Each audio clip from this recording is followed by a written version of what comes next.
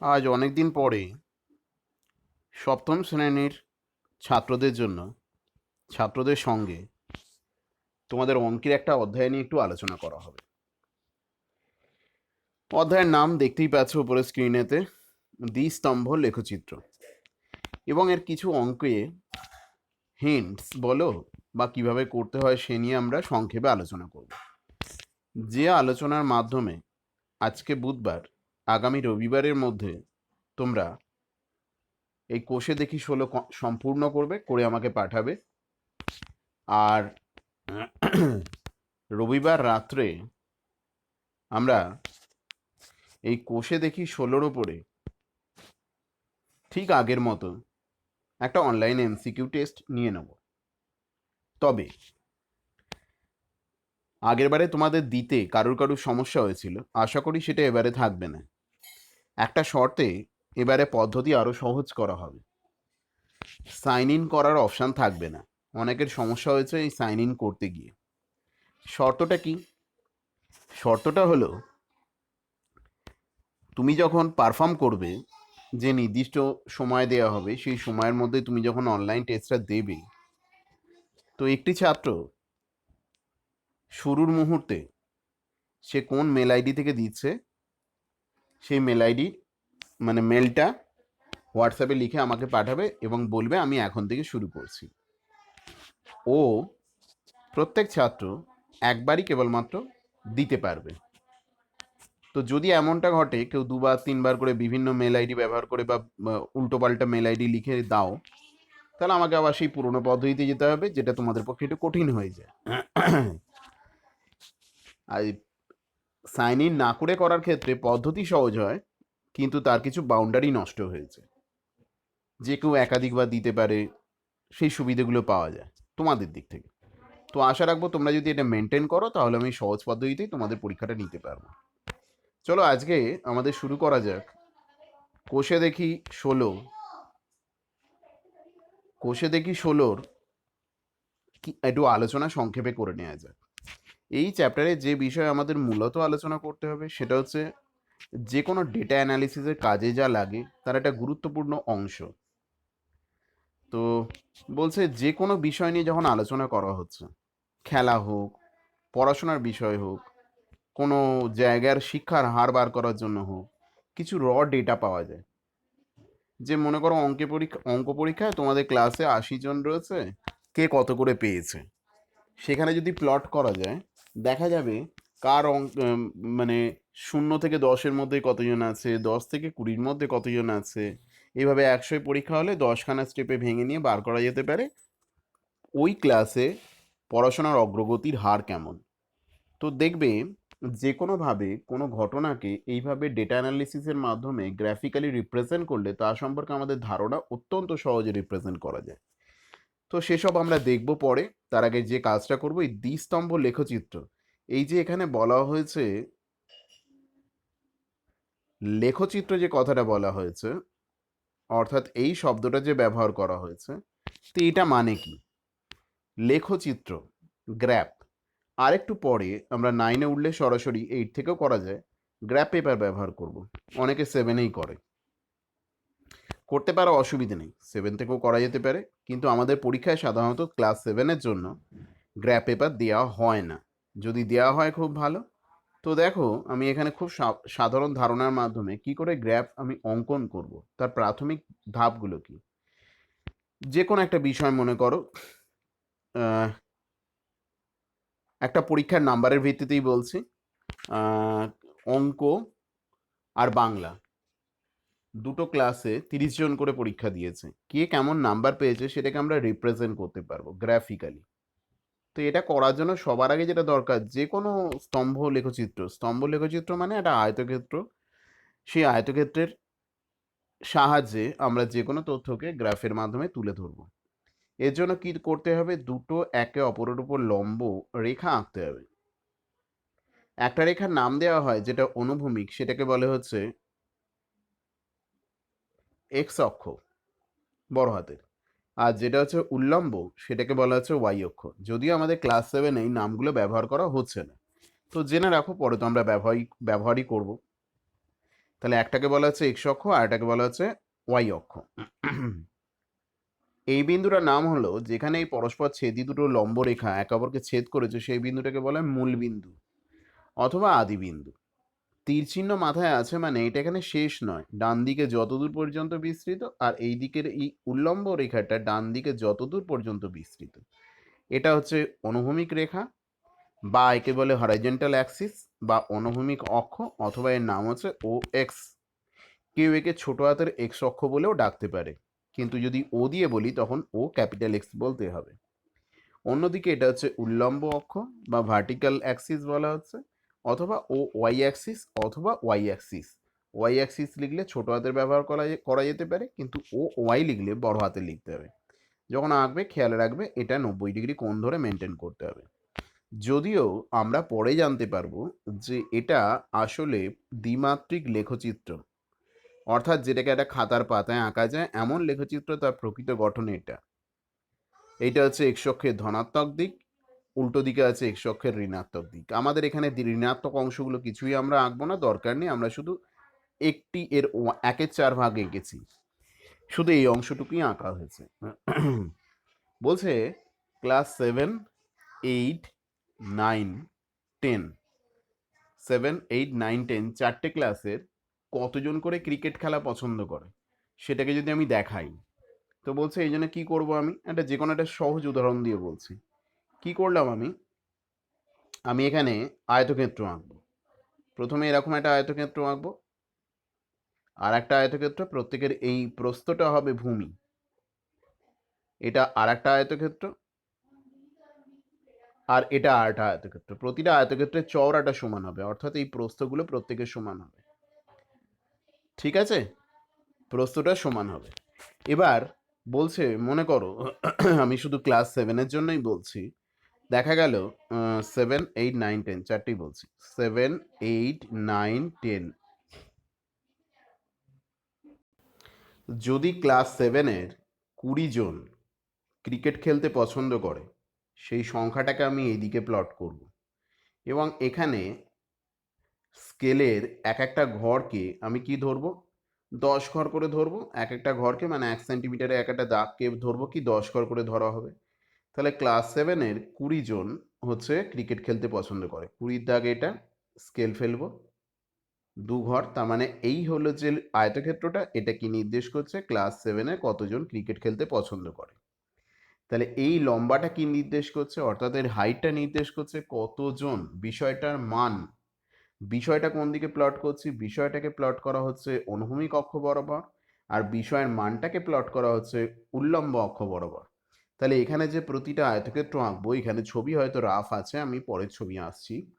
তো এখানে কি করা হবে, বিষয়ের নামগুলো আঁকার সময় আমি কি করব, আয়তক্ষেত্রের ভূমিটাকে সেই দিকে আঁকবো, এবং এটা দৈর্ঘ্য আমার মনের মতো যা ইচ্ছা নিতে পারি। সাধারণত যেটা নিলে সুবিধে হয়, খুব চওড়া করে তো লাভ নেই, 0.5 সেন্টিমিটার।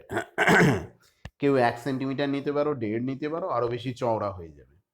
আর হাইটটা কি নেবো, 7-এর কতজন ছেলে ক্রিকেট খেলতে পছন্দ করে, তো এটা হচ্ছে এটা 10, এক ঘর মানে 10 জন ধরেছি, 2 ঘর মানে 20 জন, এটা 20 জন, একইভাবে 3 ঘর 4 ঘর মানে 40 জন। যদি আমি ধরি যে 8-এর 40 জন ক্রিকেট খেলতে পছন্দ করে, তাহলে স্কেলটা সে অনুযায়ী ফেলে এই মানটা আমি কি করে বার করবো, এত দূর কি করে আসবো।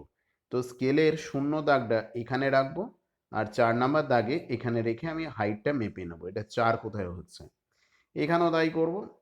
4 হাইটের একটা 4 সেন্টিমিটার লম্বা একটা রেখা টেনে নেবো, দুটোর মাথা যোগ করে দেওয়া হলো, এই হলো আমার উদ্দিষ্ট আয়তক্ষেত্র।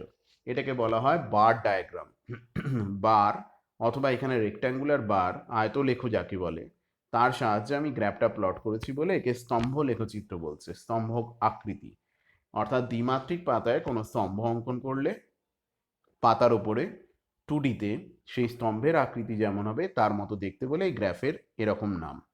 তোমরা যত এগোবে জানতে পারবে এই রকম বিভিন্ন আকৃতি অনুযায়ী গ্রাফিক্যাল রিপ্রেজেন্টেশনের বিভিন্ন নাম হয়ে থাকে। তাহলে আমাদের এখানে এগুলোকে কি বলা হবে, দ্বিস্তম্ভ লেখচিত্র, অন্যথায় বলা হচ্ছে ডাবল বার ডায়াগ্রাম। বার অর্থাৎ এখানে স্তম্ভ হিসেবে ব্যবহার করা হচ্ছে আয়তলেখার সাহায্যে। কি বললাম আর একবার বলে নিই, তাহলে এই যে চওড়াটা, কি, এটা হচ্ছে বিষয়টার নাম, এটাকে আয়তক্ষেত্রের ভূমি ধরা হয়েছে, এটার মান যা ইচ্ছা ধরতে পারি, শুধু সবাইয়ের একই ধরলে হলো। আর হাইটটা হচ্ছে ওই বিষয়টার মান। যেমন এখানে বিষয় হচ্ছে ক্লাস, ক্লাসের নাম 7, 8, 9, 10, আর ক্লাসে কতজন করে ক্রিকেট খেলে বা অন্য কিছু খেলে সেই মানটা হচ্ছে ওয়াই অক্ষ বরাবর টানা হয়েছে, সেটা হচ্ছে আয়তক্ষেত্রের হাইট। ঠিক আছে, তো আমরা এরপরে যাই। দেখো এই যে কাজটা বললাম, এই কাজটা কেউ এরকম গ্র্যাফ পেপারেও করতে পারে। গ্র্যাফ পেপার কিন্তু পরীক্ষায় সাপ্লাই করার সম্ভাবনা খুব কম, বেশিরভাগ ক্ষেত্রেই করা হয় না। তো আমাকে অভ্যাস রাখতে হবে সাদা পেপারে করার জন্য। আর যদি বলে গ্র্যাফ পেপারে করার কথা, তাহলে তো আরও সহজ হয়ে গেল, সেটা একবার দেখিয়ে দিচ্ছি, কোনো সমস্যাই নেই। এই যে ছক কাগজটা দেখে নাও একবার।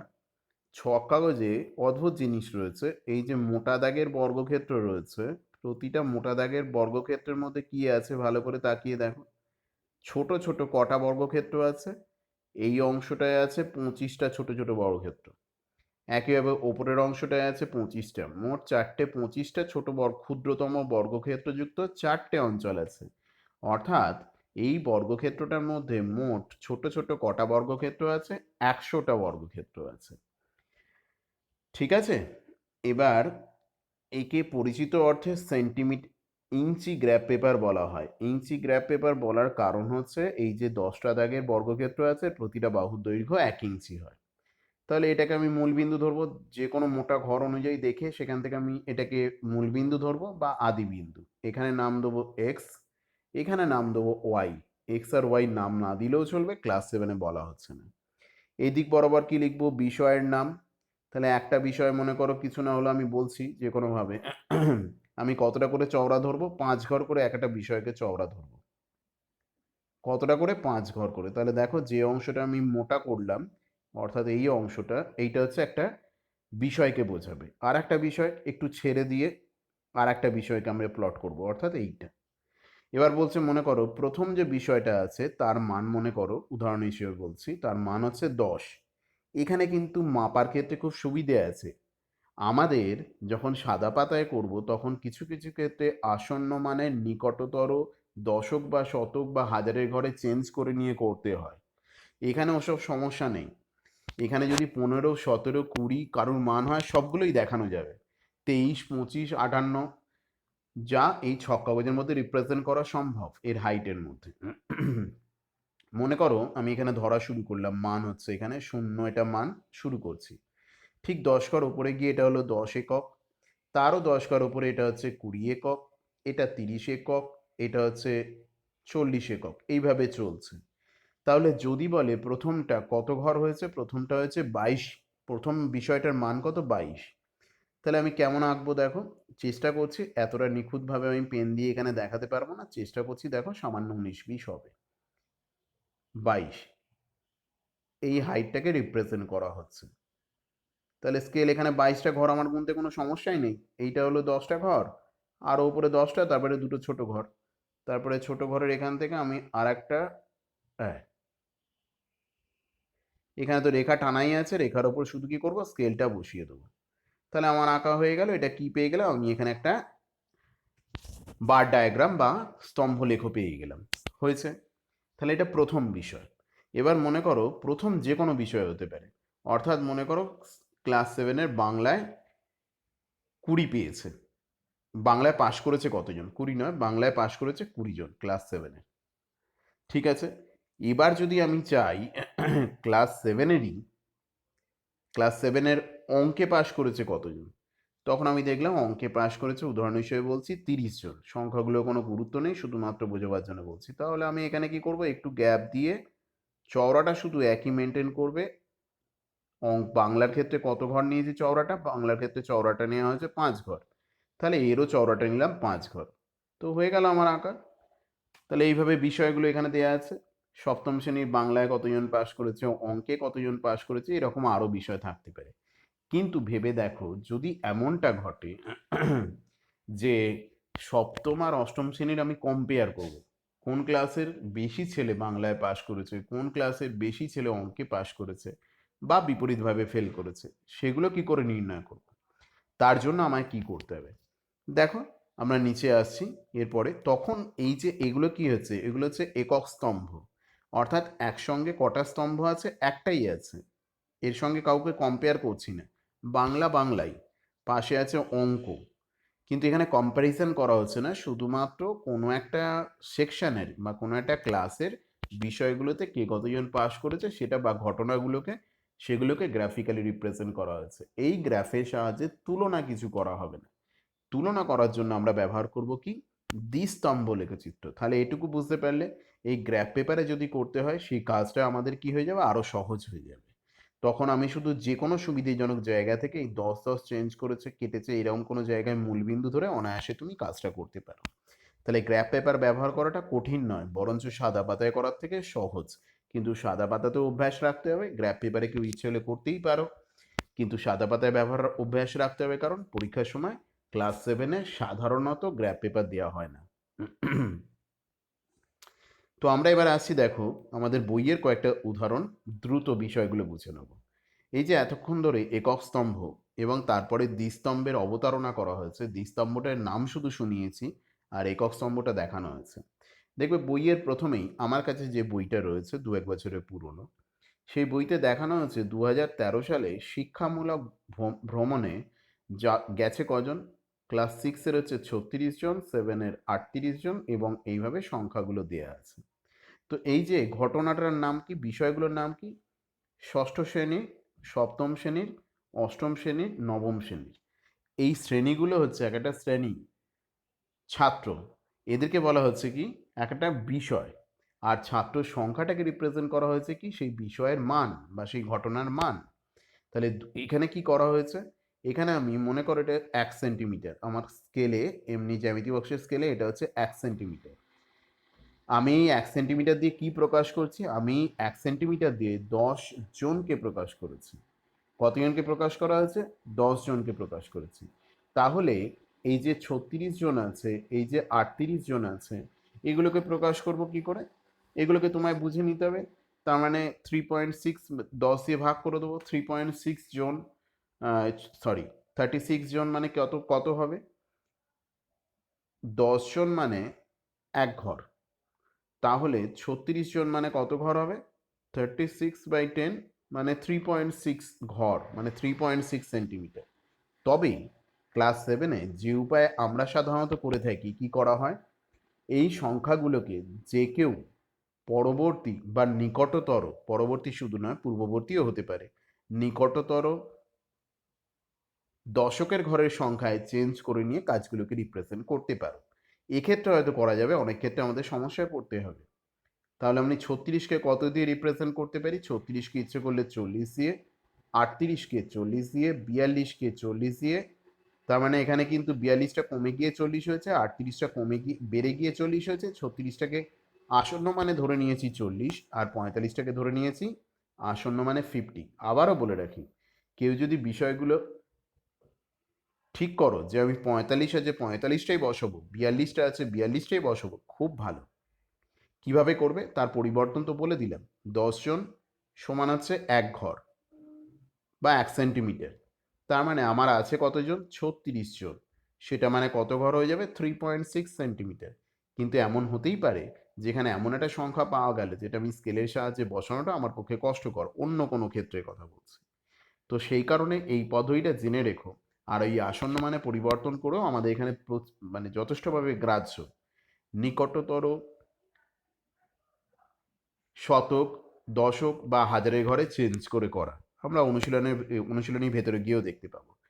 তা এখানে কি করা হয়েছে দেখো, ষষ্ঠ শ্রেণীর 36 জন, তার মানে এটা হচ্ছে তোমার এক ঘর, মানে হচ্ছে 10 জন, এইভাবে এখানে 3 জন 30 জন হয়ে গেছে, আর এটা হচ্ছে তারপরেও 0.6 গুণ, তাহলে 36 রিপ্রেজেন্ট করা হয়েছে। এটা আমি কি করে দেখাবো স্কেলেতে, 3.6 সেন্টিমিটার দেখিয়ে দাও হয়ে যাবে। তাহলে এটা কত দেখাবো, 3.8 সেন্টিমিটার হাইটে একটা গ্র্যাপ তৈরি করলাম, আমি এখানে লেখক অঙ্কন করলাম, আয়তক্ষেত্র অঙ্কন করলাম। এই চওড়াটা কিন্তু ষষ্ঠ শ্রেণীর ক্ষেত্রে যা হবে, সপ্তমে তাই হবে, অষ্টমে তাই হবে। কত হবে এটা তোমার ইচ্ছা, তবে খাতায় মানানসই যেটা হয় 0.5 সেন্টিমিটার, 1 সেন্টিমিটার করতে পারো, 1.5 সেন্টিমিটার করতে পারো, 2 সেন্টিমিটার, আর এদের মধ্যে একটা পরিষ্কার গ্যাপ থাকা খুব জরুরি। সাধারণত এইটা বলা হয় যে এদের মধ্যে একটা সমান গ্যাপ রাখা উচিত, তবে এমন কোনো বাধ্যতামূলক নিয়ম নেই যে প্রত্যেকটা স্তম্ভের মধ্যে সমান গ্রাফই রাখতে হবে। আচ্ছা, এবার বলছি কি, একই ঘটনা যদি 2012-র ক্ষেত্রে বলি, তাহলে গ্রাফের দিকে তাকাও, ষষ্ঠ, সপ্তম, অষ্টম, নবম। তাহলে আমি এখানে দেখতে পাচ্ছি মোটামুটি, এখানে কিন্তু আমার ডেটা দেওয়া নেই, আমি আইডিয়া করতে পারি এখানে কি হবে।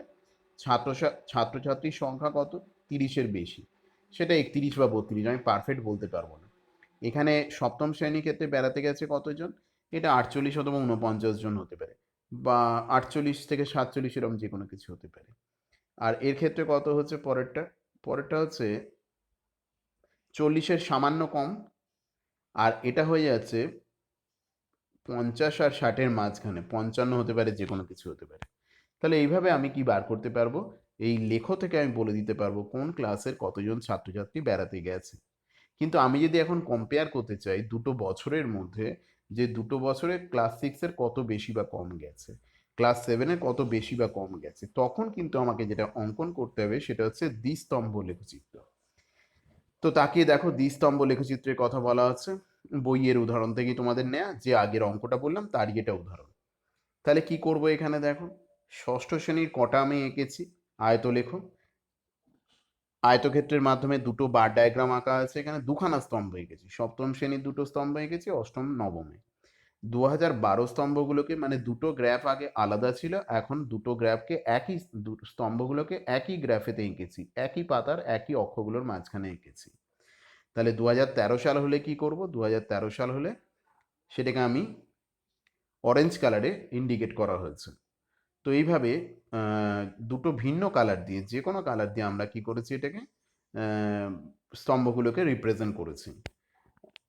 এই যে গোটা প্যাটার্নটা পাওয়া গেল, যেখানে কি করতে পারি, একই ঘটনাকে দুটো ভিন্ন ক্ষেত্রে একসাথে রিপ্রেজেন্ট করা হয়েছে, তার মানের সাহায্যে এই গোটা বিষয়টাকে বলা হচ্ছে দ্বিস্তম্ভ লেখো।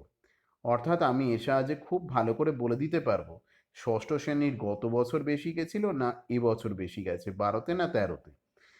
সপ্তম শ্রেণীতে কোন বছরে বেশি গেছে, দেখতেই পাচ্ছি 12-তে বেশি গেছিল। অষ্টম শ্রেণীতে কোথায় বেশি গেছে, এবছর বেশি গেছে 2013-তে। এবং নবম শ্রেণীর ক্ষেত্রে 2012-তে বেশি গেছে। এই যে কম্প্যারিজন, এইভাবে দুটি একই ঘটনাকে দুটো ভিন্ন ক্ষেত্রের জন্য দুটো ভিন্ন স্তম্ভের দ্বারা একত্রে নির্দেশ করার যে পদ্ধতি, তাদেরকে বলে দ্বিস্তম্ভ লেখ ব্যবস্থা।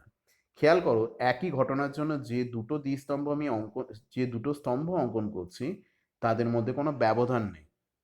প্রতিটা স্তম্ভের চওড়া আগের মতোই, প্রস্থ আগের মতো একই। আর কি হয়েছে, শুধুমাত্র প্রতি একজোড়া দ্বিস্তম্ভের মাঝখানে, প্রতি একজোড়া দ্বিস্তম্ভের মাঝখানে, একজোড়া দ্বিস্তম্ভ মানে দুটো স্তম্ভ, এই অর্থে বোঝানো হলো, এদের মাঝখানে একটা সুস্পষ্ট দাগ থাকতে হবে। এবার পরীক্ষার সময় কেউ বসে বসে এই রং না করে কি করতে পারে, এরকম একটা আয়তক্ষেত্র আছে যার এরকম কোনো সেট দিতে পারে, আর একটা কোনো সেট দেওয়ার দরকার নেই, শুধু পাশে লিখে দিলেই হলো। আর যেটা উল্লেখ করতে হয় স্কেল, অর্থাৎ এই ওয়াই অক্ষ বরাবর, মানে উল্লম্ব অক্ষ বরাবর এক ঘর সমান কি ধরেছো, মানটা কত ধরেছো, সেটা উল্লেখ করতে হবে। তো চলে এসো, দেখো এখানে আমি একটা সিএসসি একজনের মিটারের বিলটাকে তুলে ধরেছি, ভালো করে খেয়াল করো। কারেন্টের বিলের হিসেব তুলে ধরা হয়েছে।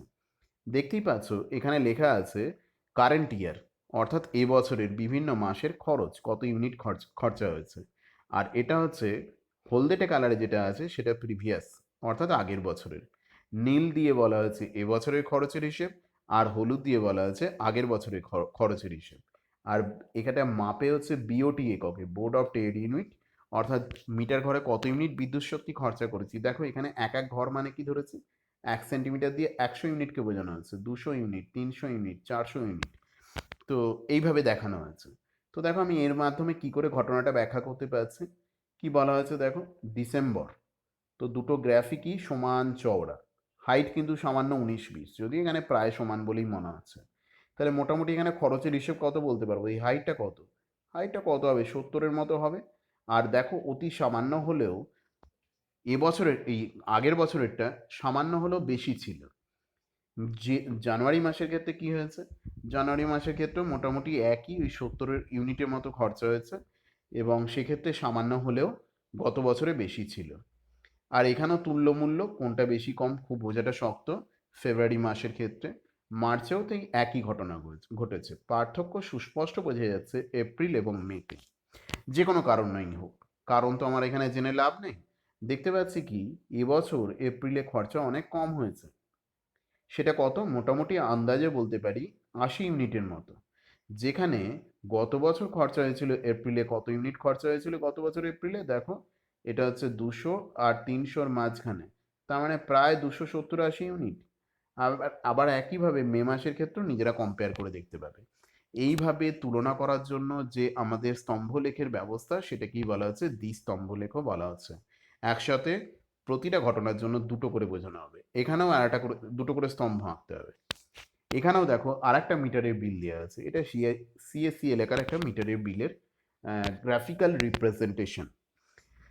তো এখানেও দেখানো আছে, দেখো নিজেরা দেখে ব্যাপারটা বোঝার চেষ্টা করো, বোধগম্য করো যে ডিসেম্বরে কোথায় খরচা বেশি হয়েছে কোথায় খরচা কম হয়েছে, খুব সহজে আইডিয়া করা যাবে। এবার এখানে আর একটা বিষয়ের উদাহরণ দেখিয়েছি আমি। দেখো, বলছে এখানে এই দিকে দেওয়া আছে ঘটনা, অর্থাৎ জনসংখ্যা কোন বছরে কত ছিল, আর সেই ঘটনার মান অর্থাৎ জনসংখ্যার কত ছিল না, জনসংখ্যা কোন বছর, বছরটা হচ্ছে নাম কি, সেই বছরের নামটাকে আমি অনুভূমিক অক্ষ দিয়ে প্রকাশ করেছি। আর ওই বছরে জনসংখ্যা কোথায় কত ছিল সেটার মানটাকে প্রকাশ করা হয়েছে উল্লম্ব অক্ষ বরাবর। বলছে এখানে ঘটনাটা কার কার ক্ষেত্রে প্রযোজ্য, দুটো দেশের ক্ষেত্রে প্রযোজ্য। নীল দিয়ে দেখানো হয়েছে ফুল, যেটা একেবারে কালার করা আছে সেটা হচ্ছে ইন্ডিয়া, আর এটা সেট করা আছে এটা হচ্ছে চায়না। তো এখান থেকে খুব সহজে, আমি এসব মানটান কিছু বুঝি না, যদি এই শুধু গ্র্যাফগুলোর দিকে নজর দাও দেখো খুব সহজেই ইন্ডিকেট করতে পারবে কার কিভাবে প্রতি বছর বেড়েছে, এবং প্রত্যেক বছরই চায়নার বেশি আছে, কি হারে বাড়ছে, কার বাড়ছে, কতটা বাড়ছে, খুব ভালো হিসেব পাওয়া যাবে।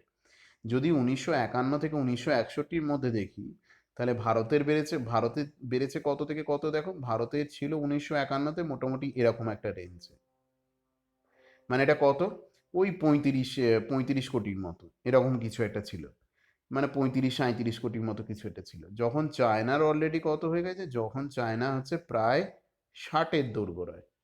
ঠিক আছে, এবার পরে 10 বছরে কি হয়েছে, ভারতের বেড়ে কত হয়ে গেছে, ভারতে প্রায় 10 কোটির মতো বেড়ে গেছে। বোঝা গেল চায়নার ততক্ষণে কত বেড়েছে, চায়নার বলছে কিন্তু ওরা নিয়ম মানে বিষয়টাকে অলরেডি পর্যবেক্ষণ করছে, চায়নার কিন্তু সেই হারে আদৌ বাড়েনি। দেখো চায়নার বৃদ্ধির হার কত হয়েছে, ওই মেরে কেটে 10-এর কমই হবে, 10 বাড়েনি। তার মানে 1951 থেকে 1961-র মধ্যে চায়নার কতটা বেড়েছে, এক হচ্ছে সেই হিসেব পাবো ভারতের কতটা বেড়েছে, এবং ভারতের বৃদ্ধি চায়নার বৃদ্ধির তুলনায় কত বেশি বা কম, বা কতটা বেশি বা কম, সবটাই কিন্তু এখান থেকে জানা যাবে।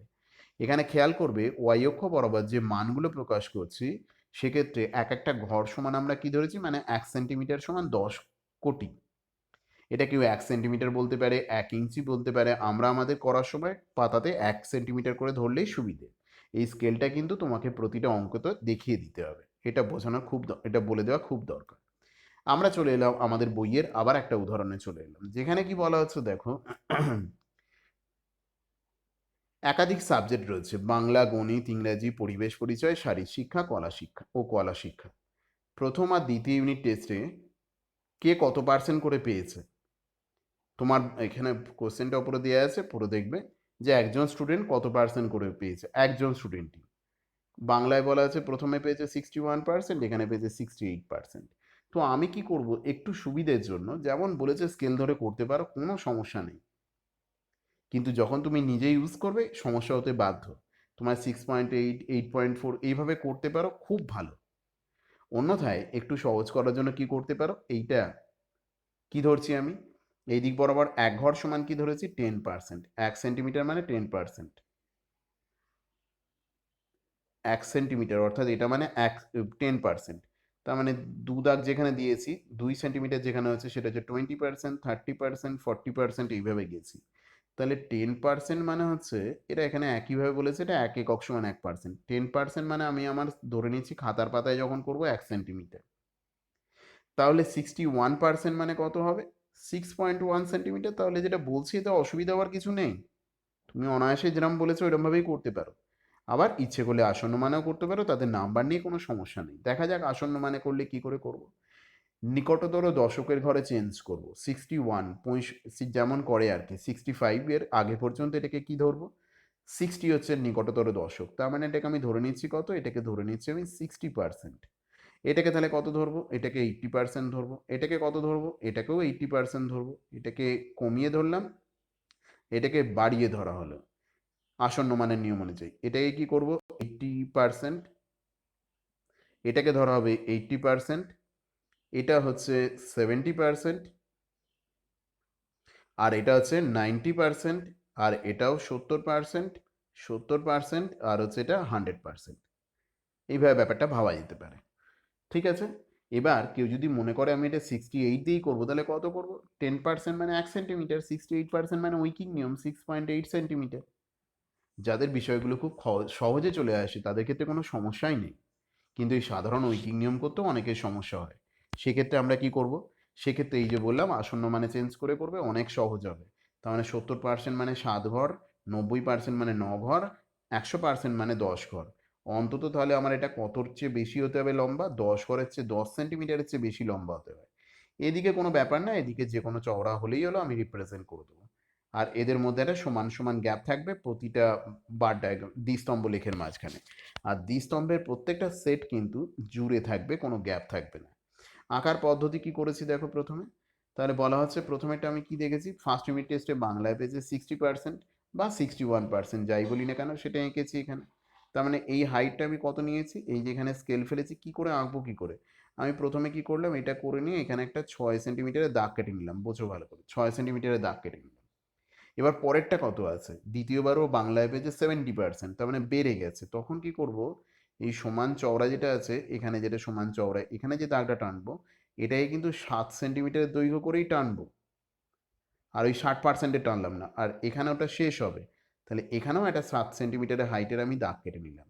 তাতে আমার সুবিধে কি হলো, স্কেল দিয়ে বা পেন দিয়ে মাথাগুলো জুড়ে দিলাম, হয়ে গেল। এটা হচ্ছে 60%-এর রিপ্রেজেন্টেশন, এটা হচ্ছে তোমার 70%-এর রিপ্রেজেন্টেশন, অর্থাৎ ফার্স্ট এবং সেকেন্ড ইউনিট টেস্ট দুটো আলাদা চিহ্ন দিয়ে ব্যবহার করতে পারো, অসুবিধে নেই। আর যদি কোনো ক্ষেত্রে এরকম দেখা যায় যদি কোনো ক্ষেত্রে এরকম দেখা যায় যে তোমার প্রথমেরটা বড় পরেরটা ছোট, যেমন উদাহরণ হিসেবে বলছি পরিবেশ পরিচয়, তাহলে আমি কি করলাম, প্রথমেই আমি এই দুটো, এটা 0.5, এই চওড়াটা, এখানে আর একটা 0.5 আঁকলাম, এই দুটোকে একসাথে আঁকবো, ভালো করে বুঝে না। তাহলে আমি কি করলাম, এখানে 8 সেন্টিমিটার লম্বা একটা দাগ কেটে নিলাম, 8 সেন্টিমিটার। এখানেও একটা 8 সেন্টিমিটার, আগের পার্সেন্টেজ বড় বলে তাই দুখানা 8 সেন্টিমিটার কেটে নেওয়া হলো। পরেরটা কত আছে, 70, আমি এখানে 7 সেন্টিমিটার হাইটের একটা দাগ কেটে নিলাম, এখানে স্কেলের 0 দাগ, এখানে 7 দাগ। এবার এগুলোকে জুড়ে দাও, হয়ে গেল আমার ফটাফট টানা। এখান থেকে কম্পেয়ার করে করে মান ফেলে ফেলে স্কেল ফেলে করার কোনো প্রয়োজন নেই। তাহলে এইভাবে আমরা কম্পেয়ার করে গ্রাফটা অনায়াসে কমপ্লিট করে নিতে পারি। ঠিক আছে, একইভাবে 3-এর উদাহরণে দেখো, এটা নিয়ে আমি আর ডিটেলসে বলছি না। এখানেও একইভাবে দুটো বিষয়কে কম্পেয়ার করা হয়েছে। সেই কম্পেয়ার, এটা বইয়ে তোমাদের উদাহরণ থেকেই তোলা। ষষ্ঠ আর সপ্তম শ্রেণীকে কিভাবে রিপ্রেজেন্ট করছে দেখো, এখানে পাশে লিখে দিতে হয়। আর স্কেলটা কি, স্কেল তুমি তোমার সুবিধের মতো ধরবে। আর এই গ্যাপ বা আয়তক্ষেত্রের চওড়া, এটাও তোমার সুবিধে মতো। খাতায় কতটা জায়গা আছে সেটা দেখে এই ঘরের গ্যাপগুলো তোমাকে ধরতে হবে। আচ্ছা, এখানে এরকম ধরেছে কেন, 2, 4, 6, 8 এরকম ধরেছে কেন? তাহলে 15টা রিপ্রেজেন্ট করবে কি করে, 15টা কিভাবে রিপ্রেজেন্ট করেছে দেখো, যেটা 15 আছে, অর্থাৎ গানেরটা 15 আছে, এটা দেখো 14 আর 16-র মাঝখানে করেছে। তুমি করার সময় এটাকে কি করতে হবে, তাহলে উইকিং নিয়মে বার করে নিতে হবে। উইকিং নিয়মে কি করে বার করবো, এখানে তো দাগে সবগুলো দেখানো নেই, নয় তুমি সবগুলো দেখিয়েছো। এক একক মানে একজন, তার মানে এটা 0 দাগের পর এখানে 1 নাম্বার দাগ, 3 নাম্বার দাগ, 5 নাম্বার দাগ, 7 নাম্বার দাগ, এগুলো সব দেখাতে হবে। সেটা ভালো, আর নাহলে আসন্ন মানে চেঞ্জ করে করতে পারো, অসুবিধা নেই। আচ্ছা, অঙ্কের নাম্বার 2 দেখো, খুব দ্রুত আমরা আলোচনা করে নিই কারণ অনেকটা সময় হয়ে গেছে। 2 নম্বরে কি বলা হয়েছে দেখো, 2 নম্বরে এখানে একটা অঙ্কটা যেটা দেওয়া ছিল আমার এই পুরনো বই অনুযায়ী, এই অঙ্ক তোমাদের বইতে এখনো আছে, নাম্বার চেঞ্জ হলে দেখবে। 1 একক মানে 1000 মিটার ধরতে বলেছে, 1 একক। তাহলে 2 একক মানে 2000 মিটার, 8 একক মানে 8000 মিটার, 9 একক মানে 9000 মিটার। তাহলে এই 8 আর 9 এর মাঝখানে যে হাইটটা রয়েছে এটাকে আমি রিপ্রেজেন্ট করবো কি করে? অনায়াসই দশমিকের বিন্দু, কিন্তু 8.610 এই মাপটা স্কেলেতে ব্যবহার করব কি করে? তখন আমি কি করব, এটাকে পরবর্তী হাজারের ঘরে আসন্ন মানে ধরে নিচ্ছি 9,000, এটাকে কি করব পরবর্তী আসন্ন মানে হাজারের ঘরে 7,000, একইভাবে এটাকে 8,000, কোনোটা বাড়লো কোনোটা কমলো, যেমন এটা হয়ে গেল কত 8,000, এইভাবে ধরে নিলাম। তাহলে এইগুলোকে আমি উচ্চতা শৃঙ্গের নামগুলোকে কোন দিকে লিখবো? এক্স অক্ষের দিকে, আর হাইটগুলোকে হচ্ছে ওয়াই অক্ষের দিকে। দেখো আমি এখানে করে দিয়েছি, এটা ধাপগুলো লিখে করা আছে। তাহলে আমি এখানে আসন্ন মানে ধরলে, সরি, আসন্ন মানে ধরলে কি লিখবো দেখো, সেটাও লিখে দিয়েছে এখানে, উল্লেখ করা হয়ে গেছে, গডউইন, অস্টিন, কৈলাস, নন্দাদেবী, অন্নপূর্ণা। আসন্ন মানে চেঞ্জ করে সেটা উল্লেখ করে দিয়েছি, যে এটা আসন্ন মানে নিকটবর্তী হাজারে পরিণত করা হয়েছে। স্তম্ভলেখ ধাপগুলো কি বলে দিয়েছি, প্রথমে পরস্পর ছেদি দুটো লম্ব আঁকবো, লম্ব রেখা আঁকবো, একটার নাম এক্স আর একটার নাম ওয়াই অক্ষ দেবো, ও এক্স বা ওয়াই দিয়ে দিতে পারো। এবার যেভাবে বলা আছে এখানে কিন্তু অবশ্যই কি উল্লেখ করতে হবে, স্কেলটা কি, স্কেলটা কি সেটা লিখে দেবে। মানে এদিক বরাবর আমি কি ধরেছি, প্রতি 1 সেন্টিমিটার মানে কি হচ্ছে, প্রতি 1 সেন্টিমিটার সমান হচ্ছে 1000 মিটার, প্রতি এক ঘর, সেন্টিমিটার লিখবে না, 1 ইউনিট মানে কি লিখবো, 1000 মিটার। বেশ, সেটাই করেছি আমি। এবার আসন্ন মানে চেঞ্জ করেছি, তাহলে গডউইন অস্টিন কত, 9,000 মিটার। এর জন্য কি করব, আমি এখানে স্কেলের জিরো দাগটা বসালাম, এর চওড়াটা ধরেছি 0.5, জিরো দাগটা একবারে নিচেতে বসিয়েছি, আর এখানে 9 সেন্টিমিটার, কারোর সঙ্গে কম্পেয়ার করার দরকার নেই, লম্বাটা টেনে নিলাম, আর এখানে লম্বাটা টেনে নিলাম, ব্যাস হয়ে গেল। একইভাবে পরেরটা কত হবে, পরেরটা হচ্ছে 7,000 মিটার, এখানে 7 সেন্টিমিটার, এখানে 7 সেন্টিমিটার হাইটের লম্বাটা নিলাম, মাথা দুটো যোগ করে দেওয়া হলো, এই চওড়াটা 0.5, এই গ্যাপটা সমান সমান রাখার চেষ্টা করবে, দেখ কম্প্যারিজন করার সুবিধের জন্য। এটা কিন্তু একক স্তম্ভ লেখো, অর্থাৎ আমি ভিন্ন ভিন্ন চারটে পাহাড়ের কি এখানে নির্দেশ করেছি, হাইটকে নির্দেশ করা হয়েছে। যদিও আমাদের ক্লাস 7 বলে এখানে আসন্ন মানে চেঞ্জ করে করা হয়েছে, কেউ গ্রাফে করলে করতেই পারো অনায়াসে, জটিলতা বাড়বে। আচ্ছা, তিনেরটা দেখো, তিনেরটা কি বলা হয়েছে দেখো, তিনেরটা হচ্ছে 5 রকম খেলা আছে, ক্রিকেট, ফুটবল, সাঁতার, হকি, খোখো, এগুলো হলো বিষয়, এক অক্ষ বরাবর লিখবো। প্রতিটা এই বিষয়ের আবার দুক্ষেত্রে মান আছে, সপ্তম শ্রেণীর জন্য একটা মান, আর অষ্টম শ্রেণীর জন্য একটা করে মান, কজন করে খেলে। তাহলে এই হলো তোমার দ্বিস্তম্ভ। দেখো এই দ্বিস্তম্ভ কি করে আঁকা আছে, এখানেও কিন্তু আমরা আসন্ন মানে চেঞ্জ করে না করার দরকার পড়ে না, কেন বলো তো, এখানে সব সংখ্যাগুলো ছোট ছোট, মানে এখানে এক ঘর সমান একজন ধরেছি, তাহলে মোট ম্যাক্সিমাম কতজন আছে, 16 জন। তাহলে আমার অন্তত ওয়াই অক্ষের হাইট কত হলেই চলবে, ওয়াই অক্ষের হাইট যেন 16 হয়, 16-র বেশি হয়। তাহলে এটা হচ্ছে একজন, দুজন, তিনজন, চারজন, পাঁচজন করে এরকমভাবে 16-র বেশি যেন হয়, পরে করা আছে দেখো। তো এখানে দেখো আমরা দ্বিস্তম্ভের মাধ্যমে কি করে দেখিয়েছি, এটাকে 16-র বেশি পর্যন্ত হাইটটা রাখা হয়েছে, সরি, এই হাইটটাকে 16-র বেশি পর্যন্ত রেখেছি। তাহলে এদিকে ক্রিকেট, ফুটবল, সাঁতার, হকি, খোখো সব খেলার নামগুলো দিয়েছে। সপ্তম শ্রেণী এখানে লিখে দিয়েছি, অষ্টম শ্রেণী কোনটা ইন্ডিকেট করছে ফাঁকাটা সেটা বলা হয়েছে, শুধু স্কেলটা লিখে নেবে প্রত্যেকে। স্কেলটা কত এখানে, এখানে স্কেল লিখবে একজন সমান এক ঘর, মানে এক ঘর মানে কি, যদি গ্রাফ পেপারে করো এক ঘর, নাহলে এক একক লিখবো, স্কেলের এক একক মানে 1 সেন্টিমিটার, 1 সেন্টিমিটার লেখা উচিত না, তাহলে কি লিখবো, একজন সমান এক একক, আর গ্রাফ পেপারে করলে কি লিখবে, এক ঘর। বোঝা গেছে? তাহলে ক্রিকেট কতজন খেলছে আগে দেখে নাও, ক্রিকেট কতজন খেলছে, 12 জন, 7-এর। তাহলে আমি এখানে কি করলাম, 12 সেন্টিমিটার লম্বা একটা দাগ কেটে নিলাম, যার একটা আয়তক্ষেত্র আঁকবো, 0.5 সেন্টিমিটার গ্যাপ দিয়ে, কিন্তু পরেরটা কি আছে, বলছে ক্লাস 8-এর ক্রিকেট বেশি জন খেলছে, সম্ভবত 14 জন, দেখবে ওখানে দেওয়া আছে 14ই আছে। তাহলে আমি প্রথম হাইটটা 12 টানলেও পরেরটা কত টানলাম, পরেরটা টানলাম হচ্ছে 14, যেহেতু পরেরটা বেশি, আর এটাও হচ্ছে 14। ব্যাস, এবার কি করব, এই যে লম্বা হাইট দুটো রয়েছে এদেরকে মাথায় মাথায় যোগ করে দিলাম, আর লম্বাটার সঙ্গে এই ছোট একটা যোগ করে দিলাম, কাজ মিটে গেল। এইভাবে প্রত্যেকটা আঁকবো। এবার দেখো 8-এর অঙ্কটা, 8-এর অঙ্কে কি বলেছে দেখো, 8-এর অঙ্কে কয়েকজন বন্ধুর নাম দিয়ে দিয়েছে, 3 জন, 4 জন, 5 জন, 6 জন, এরা ফার্স্ট আর সেকেন্ড ইউনিট টেস্টে কত কি করে শতকরা নাম্বার পেয়েছে সেগুলো লেখা আছে। আমি কি করেছি, বইয়েরগুলো কিন্তু টুকিয়ে আমি এখানে শতকরা নাম্বারগুলো লিখে নিয়েছি, আসন্ন মানে চেঞ্জ করে, দশকের নিকটবর্তী দশকের ঘর ধরে। তো বইতে তো পেয়ে যাবে এদেরকে, তাহলে আমি কি করে দ্বিমাত্রিক দ্বিস্তম্ভ লেখে কি করে চেঞ্জ করবো, দেখে নাও। বইয়ের প্রশ্নটা আমার এরকম, দেখো 45% আছে, এটা কত আছে, 45%, আর এটা 65%, সুমিতের প্রথম আর দ্বিতীয় ইউনিট টেস্টের নাম্বার। তো এখানে দেখতে পাচ্ছি কিন্তু আমি 48টাকে 50 ধরেছি, 68টাকে 70 ধরেছি। আসন্ন মানে নিকটতর, নিকটতর 20 আর 30-এর মাঝখানে যদি কোনো সংখ্যা 24 হয় তবে 20 ধরবো, নিকটতর দশকের ঘর। আর যদি সেটা 25, 26, 27 হয় তখন ধরবো 30। এইভাবে ব্যাপারটা এগিয়েছে, আর কিছু না। তাহলে বাকিটা তো কোনো সমস্যা নেই। দেখো বাকিটা কি করা হয়েছে। তো এখানে আমি যেমন করে এখানে শুধু স্কেলটা উল্লেখ করবে, আর মানে ওয়াই অক্ষ বরাবর কী লিখবো, 1 একক মানে হচ্ছে 10%, 1 ইউনিট সমান আছে 10%, এই কথাটা উল্লেখ করে দেবে, আর কিছু না। ঘটনার নাম এদিকে, ঘটনার মান এদিকে অঙ্কন করেছি। যেটা কোনটার কি ইন্ডিকেশনটা বলে দেবে, সেটা হচ্ছে যেগুলো ফাঁকা আছে সেটা হচ্ছে কি ফার্স্ট ইউনিট টেস্টের, আর যেটা ভর্তি আছে সেট করা আছে সেটা হচ্ছে তোমার সেকেন্ড ইউনিট টেস্টের। কোনটা কিসের বলে দেবে, এটা ফার্স্ট ইউনিট টেস্টে, এটা সেকেন্ড ইউনিট টেস্টে, যেমন আগের অঙ্কের ক্ষেত্রে বলেছি। হলো। লাস্ট দেখে নাও, নয়েরটায় দেখে নাও। নয়েরটায় কি বলা আছে, এখানে একটা দ্বিস্তম্ভ লেখ দিয়ে দিয়েছে, তা থেকে কিছু প্রশ্ন করা হয়েছে। এখানে বলছে প্রতিটা ঘর মানে কত, এখানে দুটো করে সারিকে বোঝানো হয়েছে, 1 একক মানে দুটো করে সারিকে বোঝানো হয়েছে। আর দুজন শাড়ি বুনেছে, একজন হচ্ছেন উৎপল আর একজন হচ্ছেন আমিনা। তো বলছি কি দেখো, কোনো বছর উৎপলের চেয়ে, কোন বছরে উৎপলের চেয়ে বেশি তাঁতের শাড়ি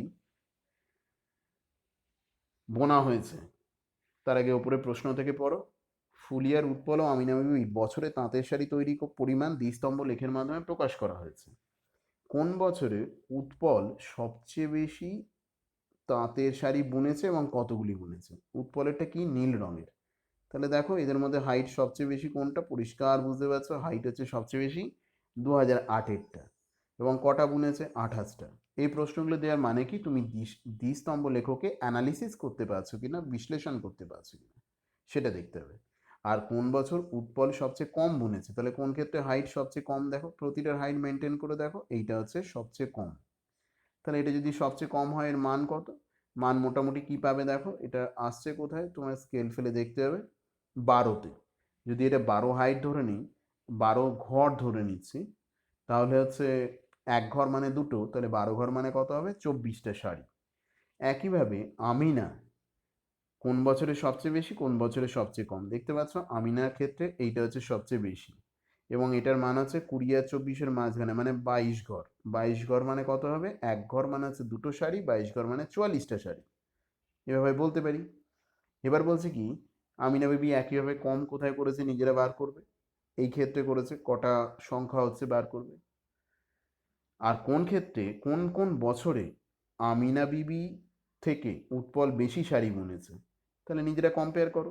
এখানে দেখো নীলটা বেশি মানে উৎপল বেশি বুনেছে, এখানেও নীল বড়, উৎপল বেশি বুনেছে, এখানে কিন্তু নীলটা কম মানে উৎপল কম বুনেছে, এখানেও নীলটা কম মানে উৎপল কম বুনেছে। এইভাবে গোটা অ্যানালিসিস করতে হয়। অনেকক্ষণ হলো, বন্ধ করছি।